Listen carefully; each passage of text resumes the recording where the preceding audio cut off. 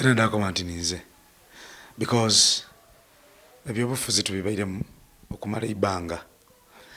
Nze natandika okumanya ebyokulonda mu mwaka gwa 1994 kuba nawulira nga bali kulonda ebiseera bali balonda CA.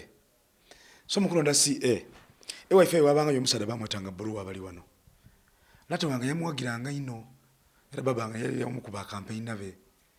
So nabewulira ebiseera ebyo nga kali kutuka kubibaamu ino mu 1994. I was around 94 na myaka emeka bwe manazali wa 8. You can calculate. Mu 96 semwogerere yaidde okwesimba ku Museveni. Aye ebiseera ebyo of course Museveni was a darling. Twajaganya ino fact ebyobufuzi ebyena kwedoka ebikyuka ino ku byaleero nti mu 96 ndilukira Museveni bamulangirira almost bamulangirira after around 2 to 3 hours nga kaluka waire kati Museveni yasinze. Twasanuka ensi yona because he was still a darling. Mpegano okuva mu 1996 okwida mu 2000 ebintu byakyuka. Okusoma ndi kuje bibina biri kwanvuwa ntandise okutandika okusoma kuba kulembeze bye bakola bye batakola tujja kuyingira 2000 kayinga tikamatira bulungi ino bukulembeze bwaliwo era ndukira ebiseera ebyo opposition yali enkambo yali mu musada omugenzi amuwumze kisaawo ekitiibwa Alhaji Nasante Gesebagala ebiseera ebyo yaletera Besigye banatandikira okuwagirira ebyobufuzi ebituufu ebyomusaayi. So natandika active politics n'okulonda nga ntandise mu 2000 tuingira 2001 awo najja mu active politics era akalulu kange omwaka ogako bwa president nakawa ekitiibwa Besigye member of parliament yesimba we waife eyo nakawa Salamu Musumba akawa umane MP surprising nakawa Kadaga olonga atandise okwawulawo okubona politician ndina kulonda politician nga wa bibiina oba nondangasa. So kumama Kadaga obona it was kind of a personal a home affair nti omukyalo oyo ebintu byalinga birino ino akola ebintu byenga bire inewe ife era nga twatandika okuwulira eriyo omukyalo yesimbawo omukyalo oyo pleader ayayenda ina abaana abawala olishitegeera ate ife ngeje twali makago nti amaka ga Mzee Kasolo tina gagali agake bye ino zinali wa mukisati natwala favors da baganda bange ngeri jendi first born babanga yali mufumbi wa walaji mu myaka ejeje inuma. So byafuna obusenta awo neyegombanga abasomesa yantwala mu masomero amalungi ni bana abazaire abali nti income yebe bange limited alonda mu omwana anti kansomesa ono alisomesa baine. So nge generally first born I took all the favors.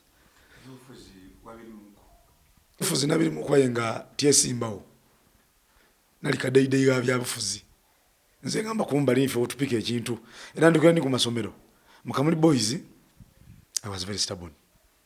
I couldn't qualify nti nga betwajanga mukasengedo nga bantu olamu kankobo lwempisa debaita ngembi I am said darling ngembi tidali ngambi.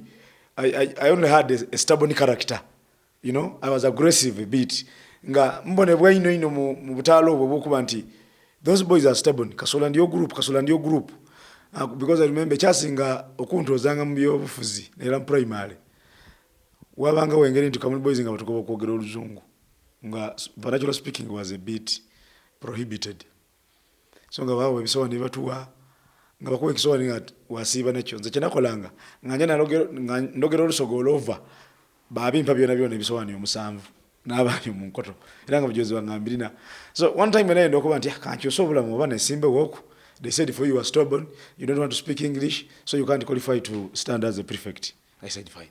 Kasita ndiye no ngampagira banange when Kamuli boys ndida Mujinja college tukamujinja college life changed. Naga n'abaana abenda ulo ahondaga n'abava Kampala ngambe uli awulide ayenga ndidi idinda ngabakati dana ekibuga ekyamaani so mzee yande tayidina mujja college nafuna obonero wantu la Kamuli Boys I scored 9 mu P7 so na wano bandeta Kamuli Boys are shortlisted naga nabana benda ulo as I told you my stubborn character followed me nti naino omukisanga buli wemba mani kwa ino tiali mulwani tiali mwivi ayenga I had that character in me nga katembo no goba tuvuna namba abana katemba bambi nali naye ino nga mpulika kaneno lokuba nti nga negere no bintu ebyo kuzana mizano kusamba mpira weba yokwembanja nali muchini by the way I'm one of the best dancers during my time here mu masomero nachina ino na ndukira mulungu nasokoje Kampala mulungu nasokoje Kampala mu 1995 nga kali Kamuli Boys nakolifanga kuje Kampala lwa bintu ebyakukina nali mukwaya nakina amakina bulungi no banta ku timu omulundi ogwokubiri naile Kampala nali nsomera Busoga High naba ku timu batulime omuntu okuba mu HS okukina amakina amasoga it was unheard of. This was a mixed school nga mulimu abagala dukira masomero mukwana abagala you have your girlfriend bichi that is where you know conducting ayi muna katembo ntiyani mbanga for me I was open I could go and dance I do Kisoga traditional dance I qualified but waja ku National Theatre that was my second time to go to Kampala twatuka ku National Theatre awo twatiereza makina masoga cyaba kibitirifu aho nafu na certificate iliyo mwana bamwetanga mukanza oyonga nga ku stage go tusigala kuna yenga tulikola climax aho navao naje na Masagali College was known for ebintu ebyo so when I reached Namasagali ku Busoga High baminga obinge I was very stubborn baminga wenduke Namasagali nayagana byenenda so Namasagali College naira bintu ebyo naina ko serina nesimbewo bandi disqualifying ati no baba tanga ba Reeves ati Reeve should have a humble character umuntu okwesimbawo tosobola kuloba counselor you can't have that character of yours and because abakulembeze kodi babatya kanti yego ebinsi nachi naje nesambira ompira gwange kusamba ompira nebyanandalanda ntyo naingira mu bya radio eyo yaban sporting by the name somese yan sporting bamutanga Mr. Kemba Kenneth yan sportinga yatwala kumpanga natandikira kukali ya radio naje ntyo butina ingira mu bino mu life ngolo tandi sokola radio abana already we are used as slaves I should say nti waba mawuli muno wa promoting omuntu yatuka yaja imwe yaberabira so this time around I can't but politics ono mubairemu nga muzaniramu mpagira abamu kangezeku imbawo kangezeku nali niba nange swengere Hasani nikaliowa nga tujire kubaza muntu oyidi mu campaign yene jenesimbyewe ya jenfuni obwa meya twali mu kiti wale ku Baba FM tuliya mu motoka yaba yatukubira isimu ati kwenda kubabona mungemera ku mukalulu ka akakadi oyaliwe nare muki yali ziwa gutwesimbyewe naye twaja ku speak out yakati mungemera ku yatu ayo busendo batero tu ena boyidi mitwale 5 2 gwena kubyakalulu yakabana mungemera ku ekintu kine kibuga kyaife biki tutambuze emirimo twayikiriza akasenda ko twakatolawo twavuga twelebe ku radio twaparkinga mu kiti twalambala zijani yatukubira kali wakati ya pastor zijani alikuwa ntumugemere ku pagana mu nkoleyo radio yatugwamu ati eriyo ekibinde kyaba twetaba mafia ganga ati eriyo ekikunsu kyaba mafia ganga kiri soloza kuba politician yesente bataga iteka ati politician okumwogera ku wano amala kuleta sente ku radio twafumba obwongo twatandika okujja okubateekateeka nga bw'otuweta tukuba nti ayimuna olina ojja tusooke tusolera akasente maife otuweemu aye nga tetwala ku radio tumenga sure nti kale radio ejo teyo okubutente tulese ye 10 but ife otuwedde ife dama mafia ganga twatambula so one time tuba mu kiti yawo there is some friend of ours omweta Mef yali avaitale eyo ngali kuba picking omukyalo w'ekitiibwa John Machora Baida. You know, Joan Machero is a mother. She's one of the people. Abatulaga ku obulamu obulungi mu town. Yakutwala ku friends yakugulira kwa ebyokulya ebigoma. Yakutwala ku Java. N'abandi. So that particular day, mefa avom picking eka. Yatuukaawo. Twali tulira omubona myaka ng'obanga ebiri ya stoppinga. Yakabana bange mukobaki. Mwede tujje tuliemu ekyemisana. Twalina mmotoka daife twabagoberera. Twaja call friends. Twalinze swengere nasani. Kaliwa yasigala inuma ngeri emirimu gy'ajja okola ku radio. Era twamuvuma ino nga John atweleyo ku ne cap keep. Twakatujja ku sente. Mafia bw'ojja okukuba kadiru. Kaliye obe omwene. We are not mafia zibala ababi, but we use that word okubanga it is a good word. Ifa tukibona nini mu mbere y'okubanga tuli bakirincha tuli bangu mu kutula wakasente mbere y'okunonya abantu. But we call friends John yatubuuza ati bana abesimbyewo twatandika okwogera ati ife mwidinda tulina mu ife kubwame ya omwetaziwa aye mbako denda ne mwiko takanusu eriyo nole mzee ina bwiso nabo abamani ati ati mabuti mwe muli ekibina kya mikodi muli baki nti asho tuli ba people power abantu ati meme muli kuletani kwife nabo zono munange tino wa people power ina aja kunega babigaini nti muna tuli kuletani mwidinda ati tulinda anaida yena bwana abayo kasita ziga tuwere kwa kasente tulibona tukiyiya twaja ku wife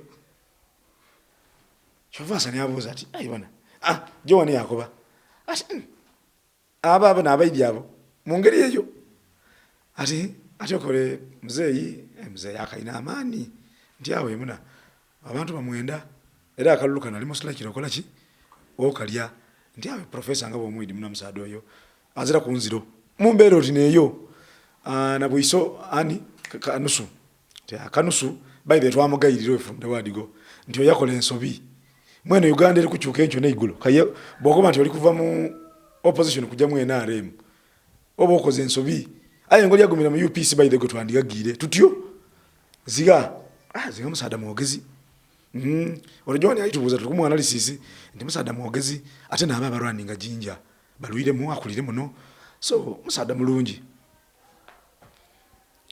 twali ekyemisana mukuli ekyemisana kati musabe ekyokunwa ondi dinize kasolo nze byokunwa nwamu nasaba Uganda walaji wange bwe mwana osaba Uganda walaji ekintu kyandidira nasirikirira nti otweta bafande akati edi bafande bana tuve mu kusaga abantu ababesimbye okubwa meya okusinzira n'amaani ga people power butyagaliwo bwe nesimba okubwa meya basobola okunsinga amaani twayira mu kudiscussing ekintu ekyo nabwiso mukaire kanusu oyava mu kibalo avire mu position ogire mu NRM ayitumalira biseera ziwono muogezaye bamwidino bwa mutawuni ayenze mbere bugembe nali kumwala embasase yo nga yenkolere emirimu nga abantu bansinza businze bugembe wempangalira ate bino bintu byakubugumiriza bwe simba boloza bubuweni asobola okuida ya campaign nyingirako ate bubuweni baba yesimbyewo kuwa president abada kuida noneze buli muntu eki akalulu kanti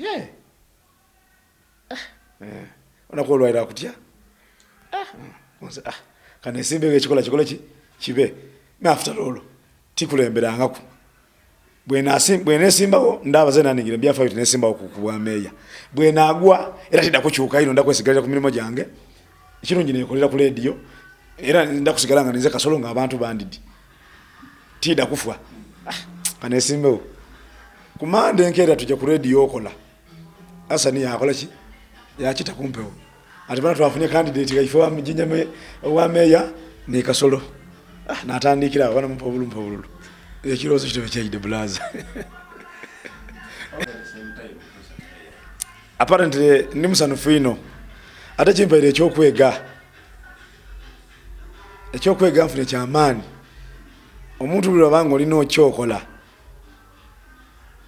ngero ekyokola mu bulungi ni mu butuufu bwakyo kimana kyakuwoyisamu because ekintu kya katemba abantu baloza ati katembo ba kintu kyakuzanirako ifo tuli mu bintu bino mbidi ekintu kyebeta art nekintu ekikasiza okuba organized because art is written art ali organized, art omukastinga before you produce it.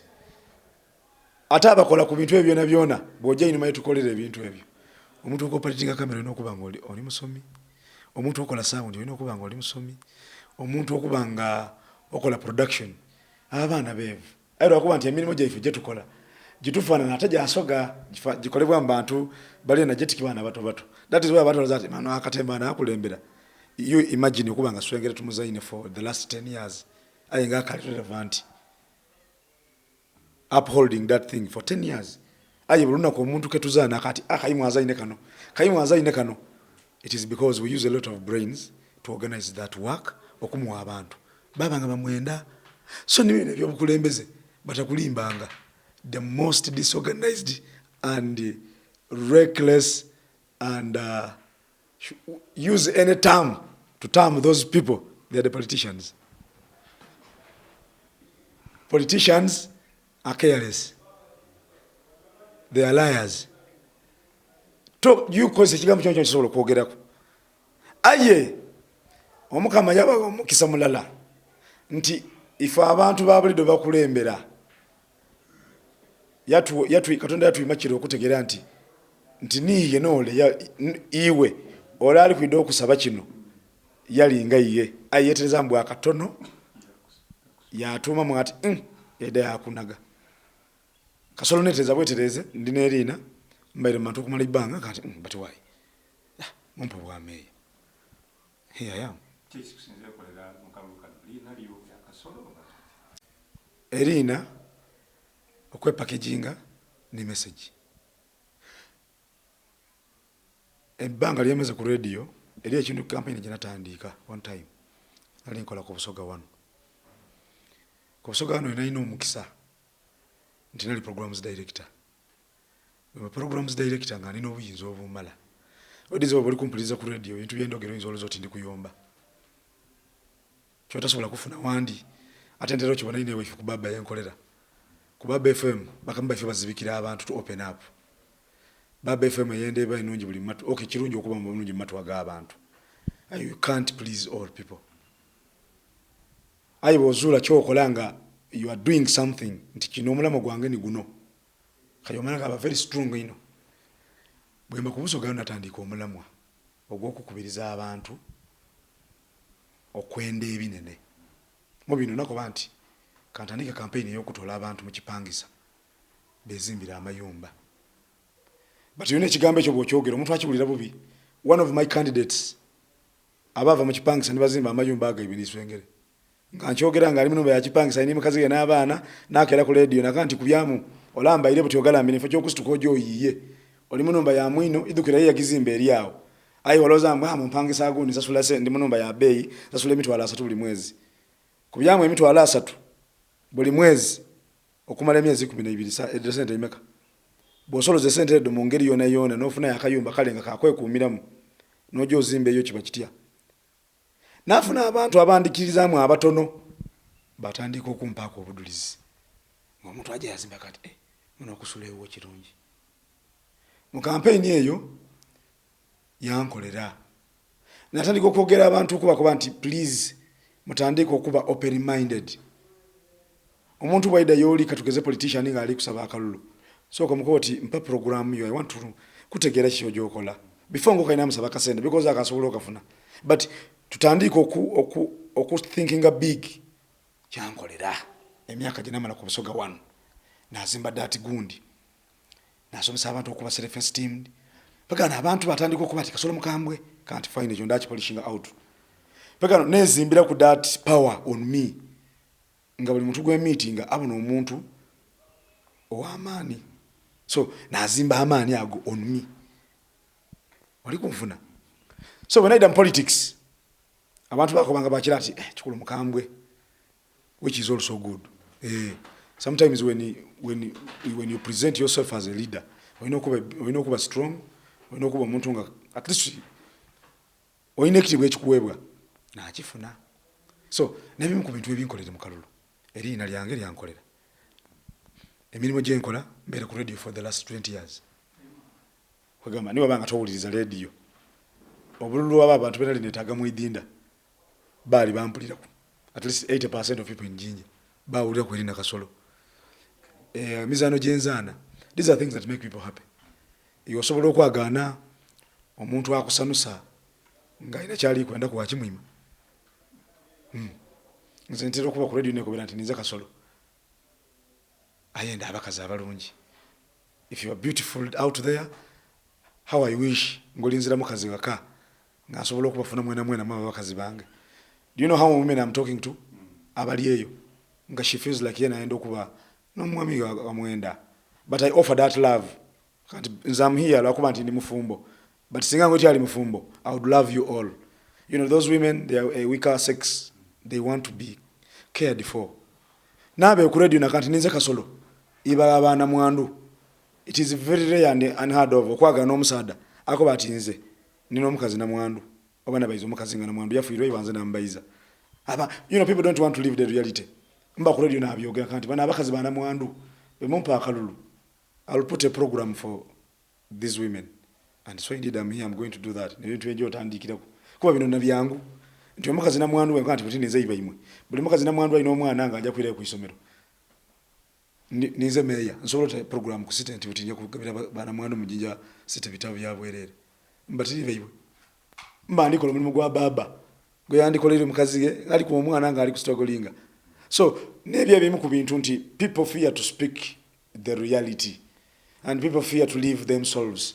Kasolo ninze nzira nti akweti amira efo byembaire mu bya kinomwa wena bero obubye ino ngono nyokunwa ko bemuku embere je living amne tuletera abantu okuloza ati moyo omune wenguli titweyendera kujinwa ayo joko yagananga embere kutere ku kisenge boyagana mwami musulo nga yina wati amireku ali kuna kabia kati bakoye wala jo 10 otolanga wala joyo obongo abuumuza mega yange ekyokulya nembera je tubaire mu to live in that world of the ghetto people tibenda kuba batyo. That is why bomwagana nga ali mu mbere eyo oloza ntategeera oloza ntadiservinga but so eibanga lyemaze ngamba mu bantu abo those people have fed me when ina akatandika emirimu gya radio wano ku Bambu nga tisasulwa Bambu nga tutasulwa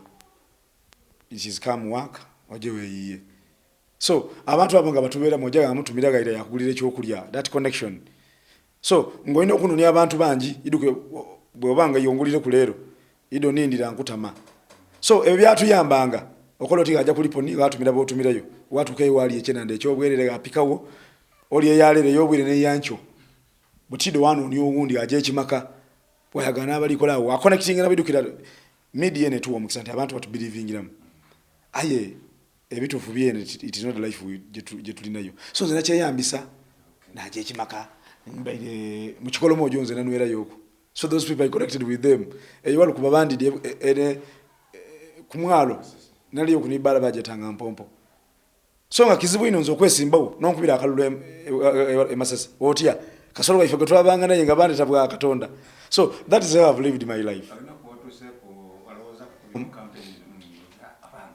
I was about to get defeated at the Tarling Center.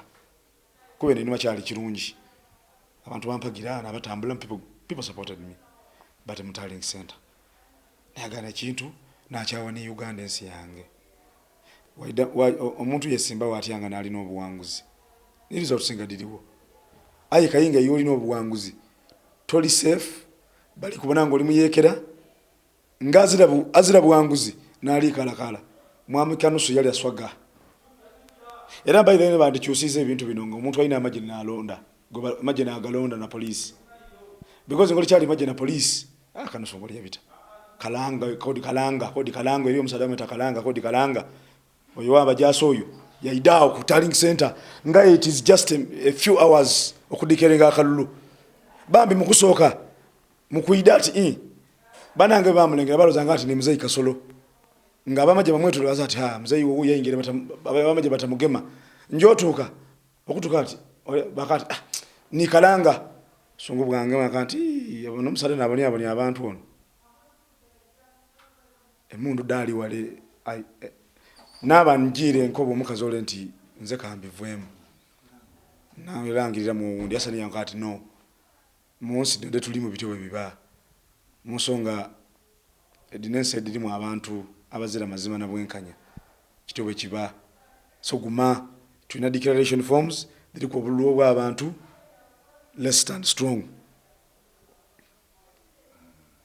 nalindi awo muna banangirira wagati mu mundu sado yo kodi DPC wajinja tienze kumwogera kubata bwana DPC I'm now your boss. If you are watching this, I'm your boss because by the Local Government Act the chairperson is the head of security. I'm your boss. Tuyakuti on the same kachiko but byagambisa byali it was really vague. Okay anajaji amanika nusuguyala ikwenda this man was niwe banangirira when I was celebrating don't make noise. I said look at this fool. Do you know what it means taking this win wagati mumundu and you say don't celebrate? Really Mr. DPC, you disappointed me. I'm sorry to use that bad language, but I saw a fool, someone getting evicted and don't want him to celebrate. Said this man. But that one, I'm sorry for that language, but I request you play that thing. I was really, you touched me to the last bone. You're taking my victory. It was really bad. Mukusoka ndi kusoloza abantu banaidinda mwena bekigemako imwe abangansi abantu abemusima omwampa akalulunga tiyaida kisima kumwa tiyaja nayo ayinize nasinga kubizinga kuba nali nzera sende dipangisa lyato era watu kemasana kanti yeguki bampa obulivwayo. Those are the people I'm calling on. Amagezi ga imwe ndige taga because banango kulivinga yembo bambizinga imwe ategera nti bambi amazima gali yera agali nago ni kasolo mwampa obululu imwe abantu abo wansa bakolera mbutale obwo buvundu kuba yeye natolo obululu nafuna mbantu abali yeye mugwesese abafuna time ne bajja balonda tijja kutandika ne banakodi badi factories abafuna ira tidire ngari je batuka muno muri bulungi wachemba saba organize yourselves. So nikwenda kweta bana idinda tutemito walala alina amagezi gosobola okumpa weereza iyo lina ekyo bwobo nekibuga bitwande kitambuiza byendi kwenda bano abalodi bano batomeza abo balina kyebe kibanonia anaba bagayigulu bano tubatia kuba ya idati nina diru mpachino sente dido nze buti mpaka coding nenda bana idinda to own this city munkobere nti engudo bwetukwandi tugeze tukole ku kyengudo is it a priority tuti yes awe tulukwenda osimba amakanda oli kumfuna idinda tujidabule mu ngeri yakuba nti tuli kujezimbira bene owning it and we need to have that love for our city because this city belongs to you people. It is for the people of Jinja. Yes.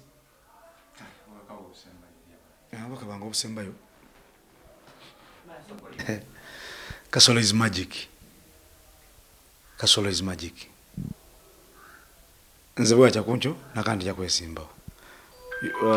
Bwana indogera nkuna abantu abasinga ngabana Altoni bana katemba people take bana katemba okuba abantu atali serious iye bonta ku TV kuno abantu berabira nti ku TV kuno kwendi abantu bali kubona kasolonze ati bedi bino ya TV tebedi ngandi kogerera ku kamera egule milioni yagatya eyo magic tiba muidi ne security bajidi magic yalirano mwami na bwiso factors adali around him dali nangu dakuba mwami na bwiso is aged out. That's a big factor. Mogezi professor buli kimu era nzinali mutire ana akanti buti nja kubisebye byakabi byali nabyo nzambe konkumule one time twagana kule nambo zanti oli professor mpaye ebintu bitano ebiva mbwa professor byo ngabisobola okuwa mukazali emusima emere kutebo okutwala omwana mu idwaliro okufuna ekyokulya ngabizira Kanusu oyali mwangu. Kanusu was a project. It was a project of the rich. So ekyo bana bigwamu n'abakobera nakandi magana bana idinda. Kanusu is a project of the rich. And these people tebede kuzana mizano bavaje nsi yababona Elia nze Kasolo nga bwe nkulimba nti nkoze billboard ng'ekipande ekyokutakuna kuki ku luguudo. I would be a project of someone. Yene yote ndika nusunga yena munaife twali tuidigaine nga akali mu UPC nga tuyotambula. Bweyecho na yere. Force yaliwo. Takati no, there is a force behind you. Yawe mwami yali wa DP. When you engage him one on one, omutegeera akoti no mwami tebenkana you don't have this power. Abantu betegeera. But if I'm all over, I can't find. I'm coming from National Unity Platform. I come from the ghetto. My president Kyagulanyi. Bamuwaire akalulu. Bakaiba. Abana idinda. Obusungu obwo imitima abo bwenenga buli kutulumira galala.